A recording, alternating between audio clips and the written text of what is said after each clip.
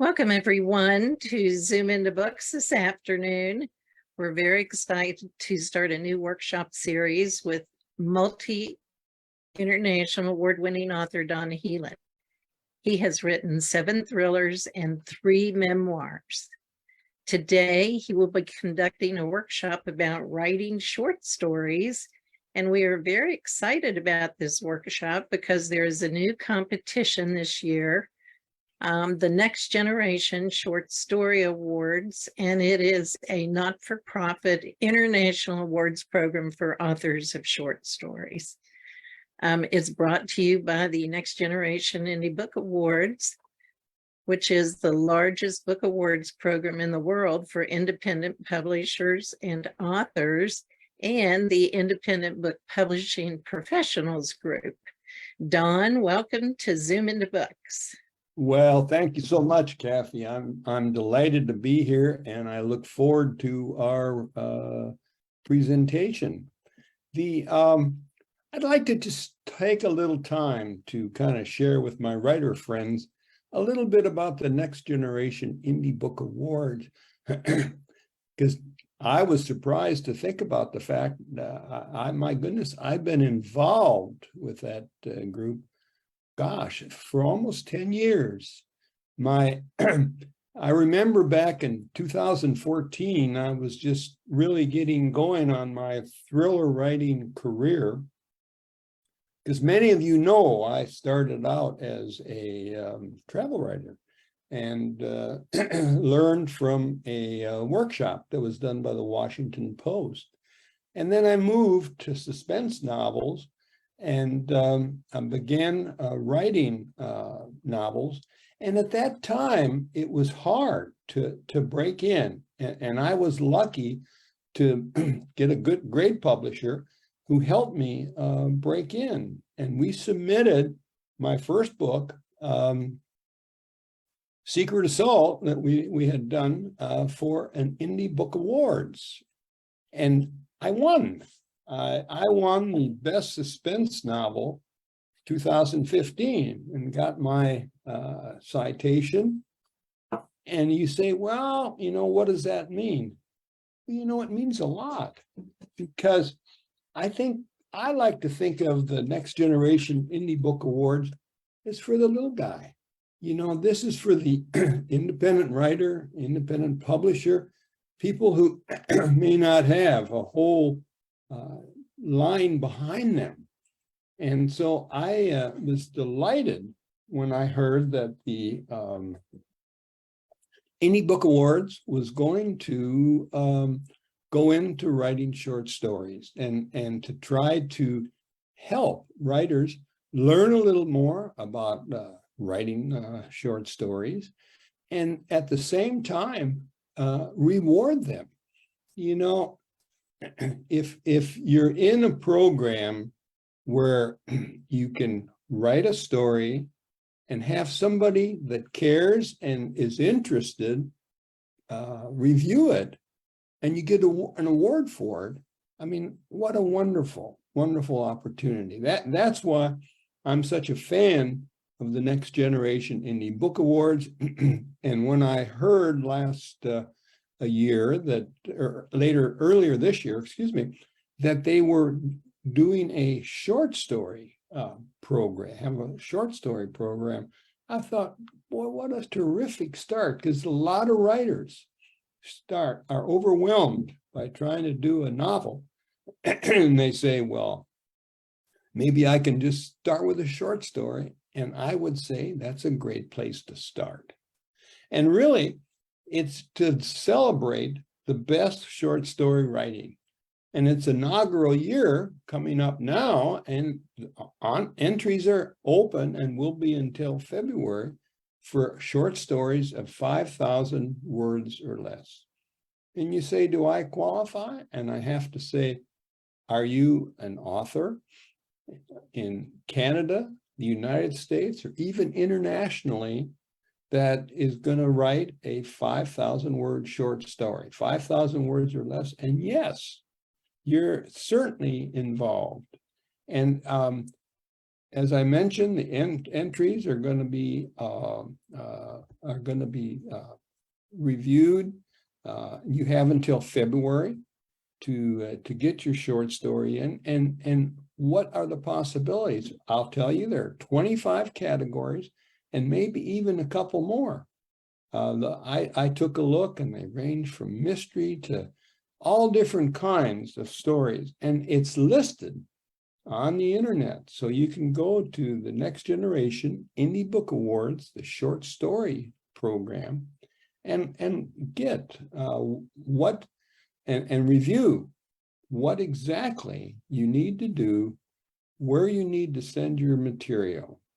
And I was interested enough, because it's been so important to me to have an award and be rewarded for your works. And I have critiqued and worked with a lot of people who write short stories. And sometimes I know that there is not really a lot of tension, something to pull me into this short story. And so I would hope that as we work our way through these workshops, we can learn how to do that.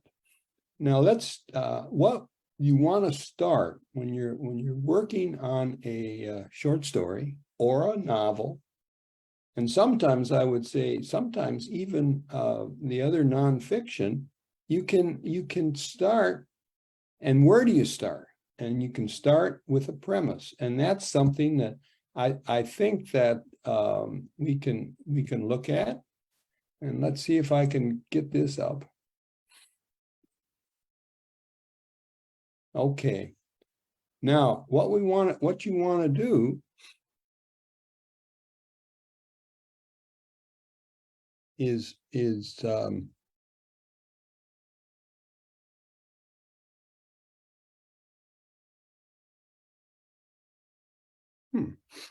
I'm sorry, I thought I would have that up. And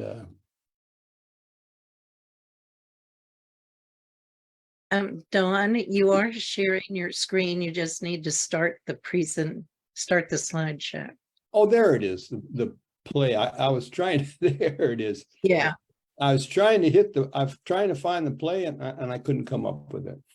that's Okay, good. let's step back for a minute. You know, I talk about, and maybe it's because I write suspense novels or whatever, but I think the suspense and the what we're trying to do is to pull readers in. And I have a number of friends who write short stories, and I've had a chance to review some of those. And much of the time, I kind of feel that they're a little flat. And because they don't have the power of good critiquing and good tension. So let me just quote a couple of very famous writers, and they can be talking about short stories, they can be talking about novels, but it's all a way to do something to pull your reader into the story. Many of you have read Karen Slaughter's, one of her books, several of her books. She's got like 35 million books written in 37 languages. I mean, an incredible woman. And she says, I think it's kind of interesting, because here's where we're going to start. She said, a lot of people have fantastic ideas for stories, and we all do. But, she says, sitting down and figuring out how that idea is going to work, how the characters are going to interact, and how the plot's going to move forward, all that stuff is the business of being a writer. So it's just not a matter of having that idea, but you got to do something with it, and you have to know what you're doing. And this is what I'm hoping that we will help you. James Scott Bell, who's another terrific writer, he's got another point that's very interesting. He said structure, and we're going to talk about structure. But he says structure is the transition software. I really like that, the transition software for your imagination. So it's going to help you. You have an idea, but turning that raw material, it's not simply putting some words down on a piece of paper. You have to translate it into a form that readers can relate to, and structure will help you. Now, this sounds very simple, but it's not at all. He said every story has to begin and end, while the middle must hold the reader's attention. And that sounds so easy, but believe me, it's not. So the beginning of a novel, what are we trying to accomplish? It tells us first who the main character is and introduces the situation. One of the most famous books is To Kill a Mockingbird. And in that, we have Atticus Finch is defending a black man who's accused of raping a white girl. So in the introduction, you've got his character and a little bit of the challenge. Then we learn the stakes. Death for the black man, and if Finch fails to tell his story. So you've got everything, you've got conflict, you've got terrific problems, and shows how hard it's going to be. So you've got to ask yourself, have you given the reader a character who's worth following? Created problems for that reader at the beginning and established the stakes. So I'm going to just step back, if you don't mind, for a minute. Many of you have heard about the archetypes of conflict. And I'd like to just kind of review that, and I think it may help you pigeon where you're going to be. Right now, there are 6 archetypes of conflict, of character. Characters have got to reveal themselves when they are tested, their thoughts and feelings, and more importantly, their action.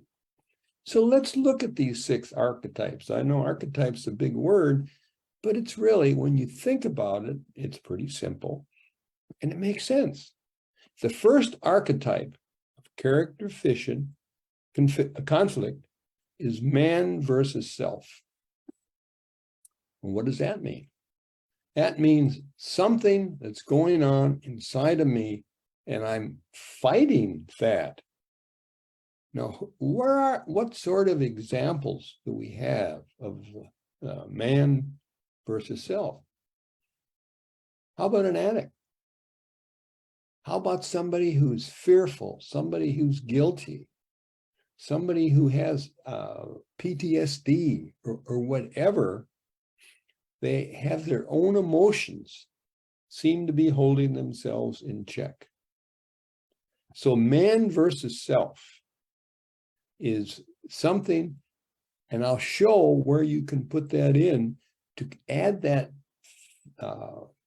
pressure on your character. And you know what that'll do?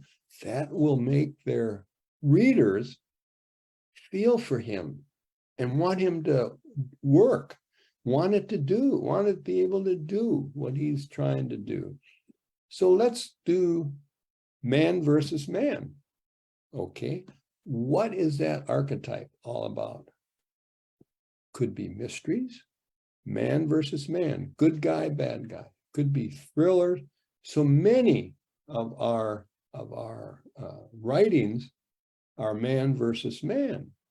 And of course, it's women versus women. So now let's suppose that, like Robert Parker, many of you have read many of his books. And some of you, I know, I love his character, Jesse Stone. And Jesse is always man versus man, because he's put in a position where he's got to solve a crime. But inherent inside of that, man versus man, is man versus self, because he's an alcoholic. So he has to overcome these problems. He has a failed marriage that's just almost destroying him. And while he's solving the mystery, which he does very well, people still say, Jesse, you've got to pull yourself together. And the reader's going to do the same thing. They're going to like Jesse. They're going to want him to succeed because he's got this problem of man versus self. He's just punishing himself. Another detective that's one of my favorites is Harry Bosch, who was David Baldacci. And Bosch is an incredible detective, does a wonderful job. But because of his personality, and he doesn't put up with anything from anybody, he's always in trouble. And probably right on the edge of losing his job. As a fact, one of the books I just finished, Harry has lost his job as a New York detective, and now he's helping solve cold cases in a small town. So he's solving those cold cases, but the reason he's where he is because he's had problems with other people. So this can be really important to resolve and make the reader feel good about the character. The next archetype is man versus society. And this, of course, is your science fiction. There's a governing society that oversees everything. And that's the conflict. Man's trying to resolve that. One of the biggest conflicts is man versus nature. And what is that? It might be a whale. It might be the Titanic. The nature has put them in all that problems. And at the same time, we have man versus nature. We also have man versus self, because if you saw the movie or read the book, each of those people have their own challenges. So everybody has their own challenge. Now, the other two are man versus technology, and that was for a long time as robots. But now, how about artificial intelligence? You could have man versus technology and a problem with artificial intelligence, and internally, people having trouble dealing with that or believing what they read. And the other is man versus fate, or kind of a supernatural. So what I want you to think about as you're developing your character is, which of these archetypes are you hoping to use? Is it man versus self? Is your character much of the problem? Or is it man versus, let's say, nature? He's out in a hurricane, but yet he's having problems himself. So let's just think about that and put that on the shelf a little bit, and move forward with what I hope will be a high quality premise. Okay. Now, I know I'm kind of moving along a little bit, but I'm trying to get all this in, and we certainly got time for questions at the end.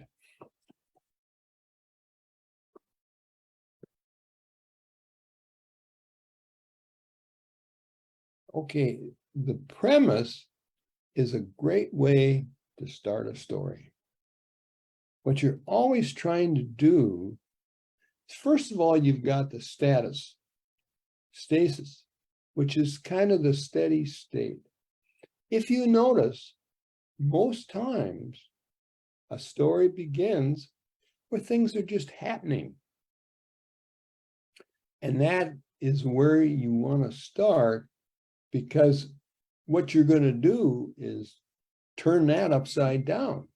So you've got a steady state, but you're going to, reader kind of knows they're ready to hang on because they feel you're coming up with something pretty good. So remember when we were talking about what you need to start your story? You need your character. So motivation of your character is absolutely critical. Your reader has to understand what motivates your character. And what I like to say is I like to use the term when I'm dealing with characters deficiency. But it's really not a deficiency. It's the fact that we're people.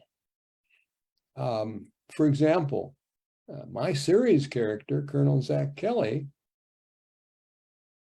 he's not a Superman. He's not superhuman because that would make him not believable. And what challenges, it's probably a better word than deficiency, what challenges does he have? One, he has a moderate case of post-traumatic stress disorder that he's gotten from his years in Afghanistan and Iraq. And so when he is going along and trying to solve whatever is going on, he might have a flashback. That's something he has to deal with. But probably his biggest challenge is his wife got to be using drugs. She ended up in jail. So his 18-year-old daughter is all of a sudden coming to live with him. Now, if any of you have been blessed with daughters, which I have 3 beautiful daughters, you realize that they don't always see things your way. So when the character's way, so when Zach is trying to save the world, to handle whatever he's facing, because he works for the president's national security advisor, he's working like mad. He's got to go to a meeting, and all of a sudden he gets a phone call. He said, Dad, remember, you promised you'd come and coach my soccer team. So all of a sudden, now he's got to figure out what he's going to do. So we have a man versus man, which is somebody, let's suppose what Zach's trying to stop is a bombing. So we got man versus man because somebody's trying to bomb something and Zach's trying to stop it. But internally, and it's almost like a secondary plot, internally, we got man versus self. Why? Because Zach is torn. He's trying to figure out how in the world I can do all this other stuff. Well, at the same time, take care of my daughter. And he's trying to show her how happy he is that she's there. And he's trying to show her that he wants her to be there and she's important. But how does he spread that? And I think everybody understands it because we've all been there. I've had times where I worked 3 tours, almost 10 years in the Pentagon. And there were many times that I was faced with, in the Pentagon, they say everybody works a half day. That's 6 a.m. to 6 p.m. So, and it's not considered to be good form and promotion enhancing if you start bugging out all the time. So you got a mission and you're trying to do it and you get that phone call. Dad, remember me? You promised that you would be here to do this with me, to take me to the store, to do that, particularly as a single parent, how that magnifies that secondary plot or that challenge that he's facing. So remember, as we talk about plots, be thinking about the plot of one, the man versus himself, person versus himself is probably better. or person versus other person, and how we can put those together to build what? To build more conflict, because you have more conflict. So that makes the reader want the guy to succeed, wants the hero to succeed. So that's what we're trying to do with the steady state and the archetypes. And I know that I may have thrown something in there. I'm not sure if you ever heard of that, but it's something I always think about, because conflict is critical to a good story. And whether you're writing a flash fiction, or you're writing a short story, or you're writing a novel, whatever, you need conflict if you're going to make it go. Okay, so what we've done here now, we know we have a steady state. There's something going on. And let's just take one that you may be familiar with. Let's say that in the steady state, our hero is the chief of police in a small town, and he's brand new.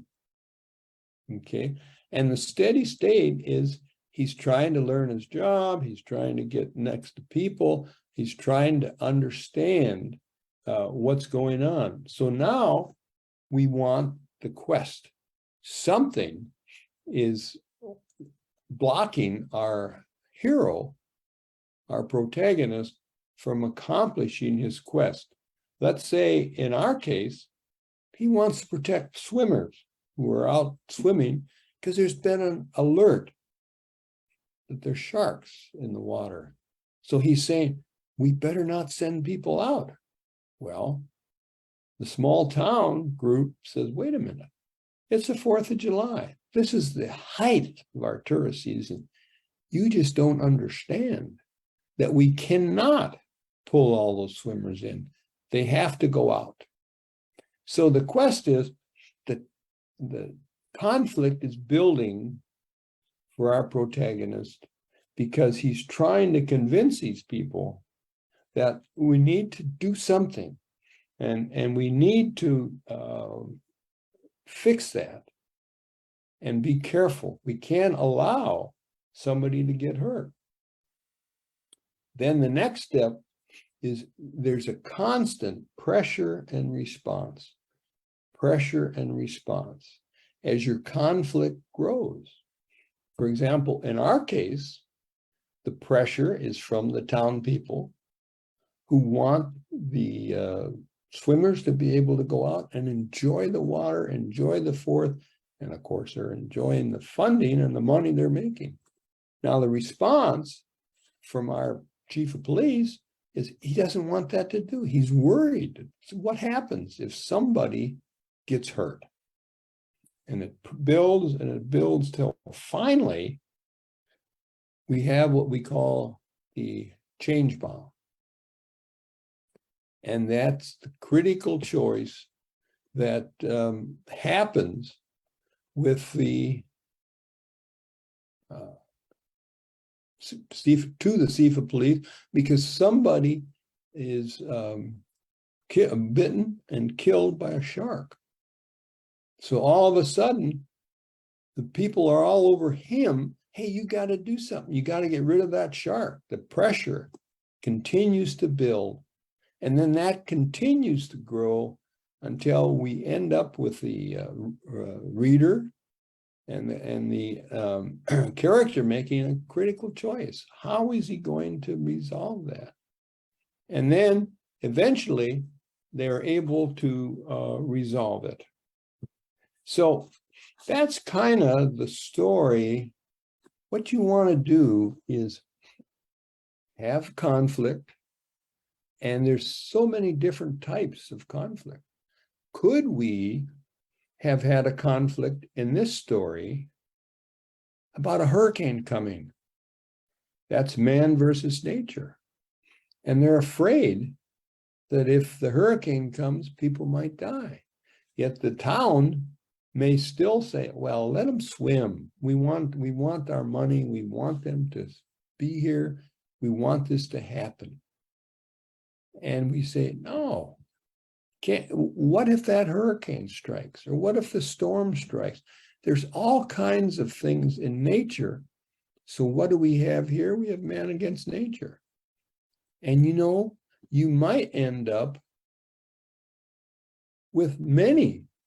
For example, in the conflict crisis, you may have man against man, the chief of police against the city, or you might have man versus self. He's trying to internalize, how in the world can I do this? I don't want to lose my job. I don't want everybody to be angry at me.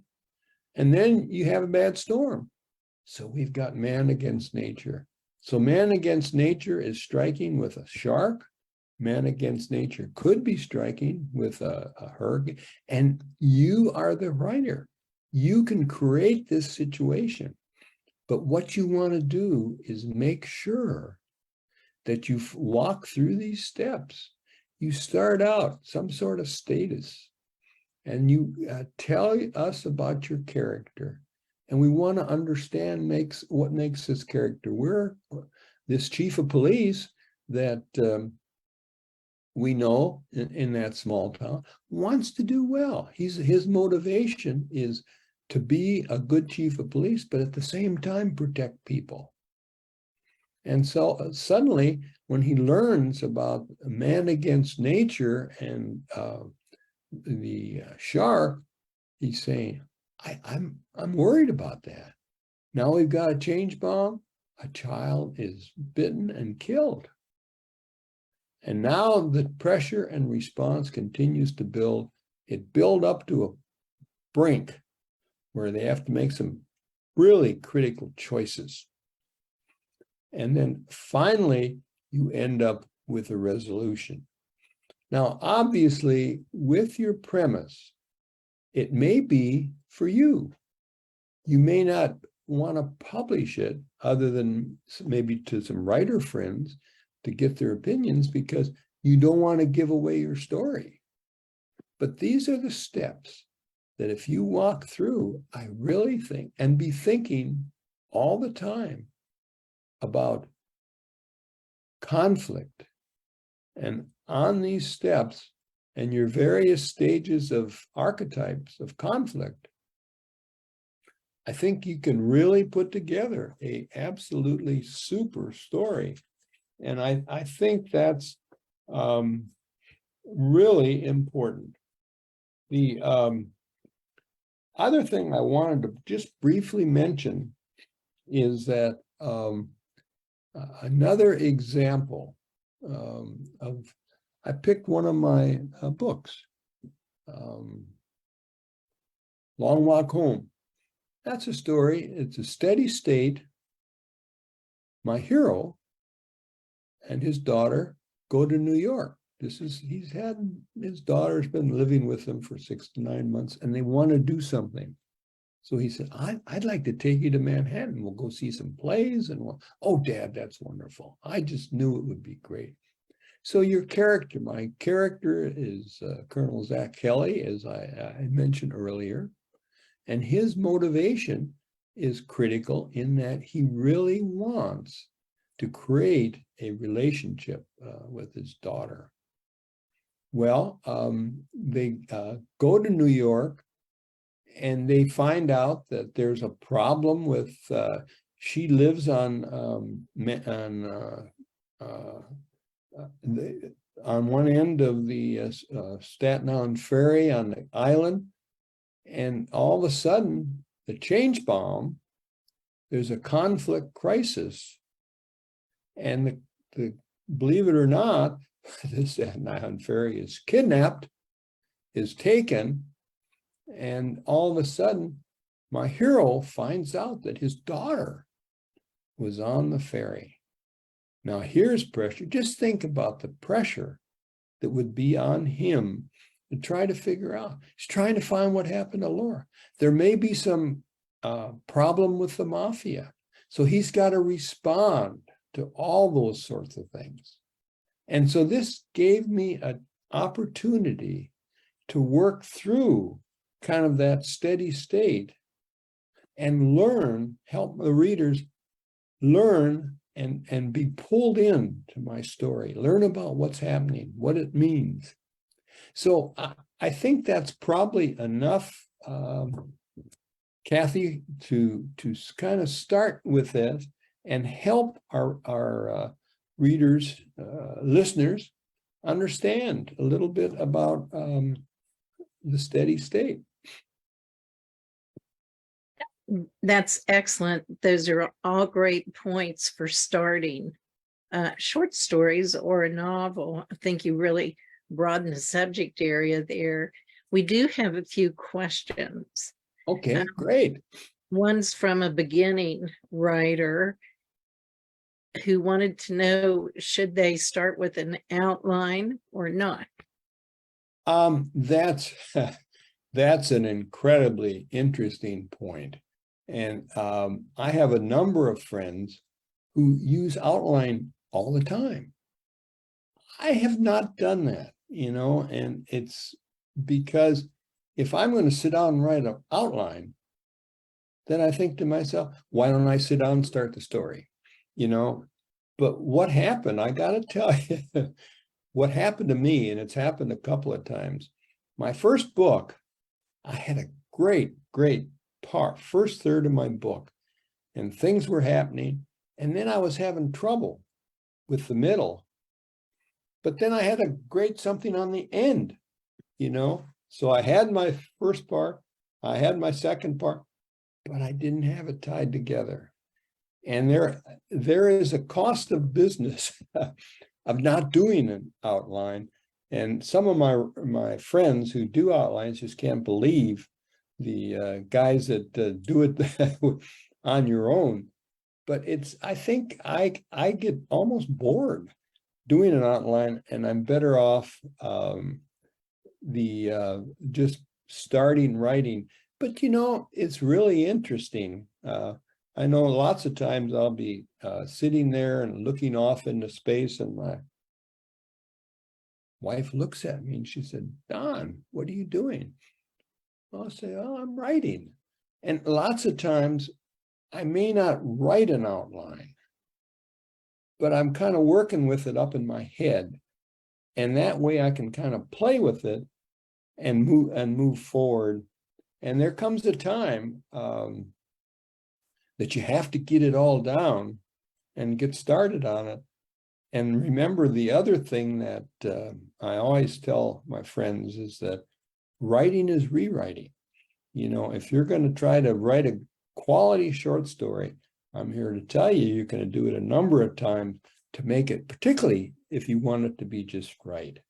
And that's the exciting part about it. And then if you put your time in, this is an opportunity to be rewarded for it. So why not give it a try? Because I've been with this group 10 years and have submitted some stories that have received award. And it's terrific because they do reward you. And also, these are your publishers and a lot of people that can help you along the way. So if you're starting or you're kind of at the first step or second step, why not give it a try? It's a golden opportunity, and I hope many of my friends do. Thank you. Yes, we have another question. The difference between writing a short story as opposed to a novel. What about the pace in a short story?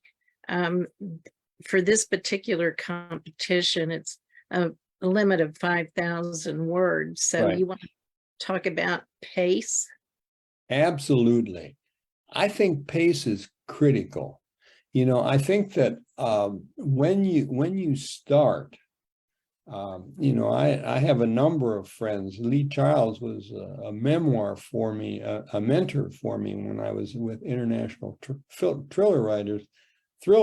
They had a debut group, and he told us several times to get going on it. He said, a lot of people, I think the biggest problem I see in addition to the conflict is the demon of backstory. And Lee's point was, and I've always tried to listen to it and believe it, is that don't worry your readers unless they have to know what's needed to make sense of that particular section. You don't need to give them a whole lot of backstory, because what happens when you do that, you lose your pacing. And as soon as you lose your pacing, you lose your readers, and that, I think, is incredibly important. And it's certainly important in a novel, but I think it's just as important in a short story, because you have to keep your readers. If you lose your reader, then that's not going to work for you. That's very true. It's also true if you're submitting your manuscript to a publisher. If they don't get me in the first paragraph, I'm hard pressed to read further. Right. So a lot of times it may be better to start with the action and then go back to bring us forward. Yeah, absolutely. And I've learned that lesson time and time again, that you have to grab your reader, whether it be an agent, an editor, a reader, or whatever, you need to grab them. People usually, I've heard so many times that people, when they're picking up a book from an author they don't know, or are looking at a short story, for example, they will take a look at, for the book, they'll take a look at the cover, and then they'll look at the back, and then they'll move forward and look at the first page. And if it doesn't catch them by that time, you've lost them. And I think a short story sometimes is even harder. With a novel, you may have a little bit more time, but you sure don't have much time in that short story to get something going. Absolutely. That's exactly right. One last question. Great. Someone has asked, do you use a critique group, and do you recommend that? Oh, I do. I absolutely do. I was so lucky. My wife and I lived in Perry County, which is a little bit west of Harrisburg, for almost 20 years. And in 2004, we started our little critique group. And it was I'll never forget, it was the Wednesday night critique group. And we decided to call it that so even readers would know when it was held. And so we had a group, and none of us had really gotten very far. But we had that critique group until I left Perry County a few years ago. And I think it's very valuable. Having said that, critiquing is an art, just like everything else is. And what I hate to see is critiquers that either say something like, "Oh, your mother would love this," or try to be almost saying how much bad stuff they can find. When I'm critiquing, I always try to say something good. Hey, I kind of like this story. Here's some of the good stuff, but I think you have a real problem here. And then wrap it up by saying, if you improve that, I think the story will really be great. So I always try to remember, say something good about it, then tell them what the problem is. If you gloss over that, you're not helping them. But then try to have something good at the end so they can say, "Oh, okay." And I hear critique groups that don't do that. And you can almost ruin a writer if you hit them really hard, and it's so unfair. So you got to give them something to cling to, then tell them what the problem is, and then summarize that. That's what I would recommend. But I love critique groups, and I'm always involved with them. Well, thank you, Don. We're just about out of time. You've hit a lot of important points. I'd like to remind the viewers, we will have additional short story writing workshops from Don Helin in the future. There are links posted in the Facebook feed, and will also be on the YouTube channel when this video is released on the Zoom Into Books YouTube channel. So you can enter the Next Generation Short Story Awards if you like. All the links are there. And if you'd like more information, or if you would like to contact Don Helin, his website is also posted there, so you can contact him with questions. His books are also available on Amazon, headlinebooks.com, and donhelin.com. So Don, thank you very much. We look Sure, forward it to was seeing you. wonderful. And I think next one, I'd like to start to talk a little bit about character, because once you get started, if you haven't got a character that people like and can understand and see some potential in, you're not going to go very far. So we'll try to deal with character the next go round, and then maybe plot, setting, and a little dialogue or something like that. But things that will help you write that short story that is going to catch some attention. That's great. Thank you so much, Don. Thank you, everyone, for joining us on Zoom Into Books today. And we will see you all again soon. Okay, thanks, Kathy. Thank you. Bye-bye, everyone. Bye.